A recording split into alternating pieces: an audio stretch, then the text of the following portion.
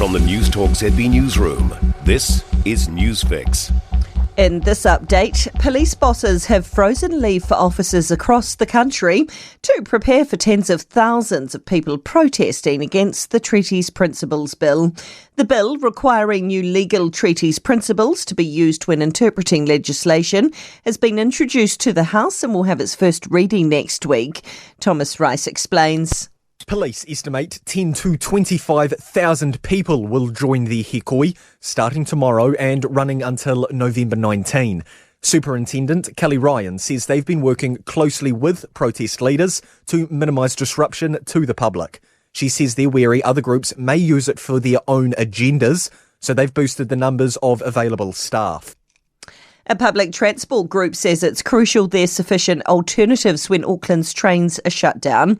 The government's given a $200 million boost to Kiwi Rail to carry out extensive repairs. That means from Christmas until January 26, there'll be 96 days of full network closures and 24 days of partial ones. Public Transport Users Association National Coordinator John Reeves says Auckland Transport's rail bus alternatives need to be up to scratch. If they're going to do this amount of closures, Auckland Transport needs to make sure their rail buses actually run on time and do turn up when they're meant to. Employers are being asked to have an honest conversation with their staff about drugs. A drug detection agency report of samples taken between July and September found just under 5% of workplaces had some drug presence.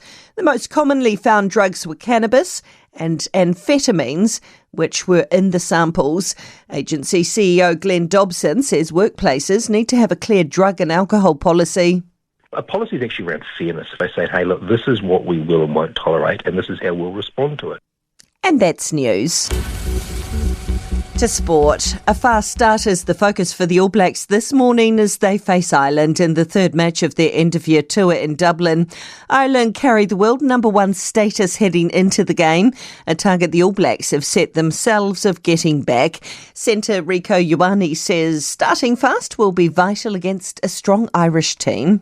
It doesn't purely have to be points-based, but just us getting our momentum and getting into our game. You know, we have Lucy's ranging in the wide channels. Live commentary this morning from 9 a.m. on Newstalk ZB, Gold Sport and iHeartRadio. Mitchell Satner's looking to put a positive spin on his next venture into Sri Lanka for the upcoming White Ball Tour. The Black Caps all-rounder comes into the series having taken 13 wickets during the second test victory over India.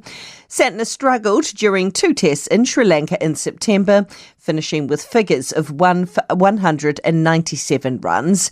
And that's sport. I'm Donna Marie Lever. For more news, listen to Newstalk ZB live on iHeartRadio.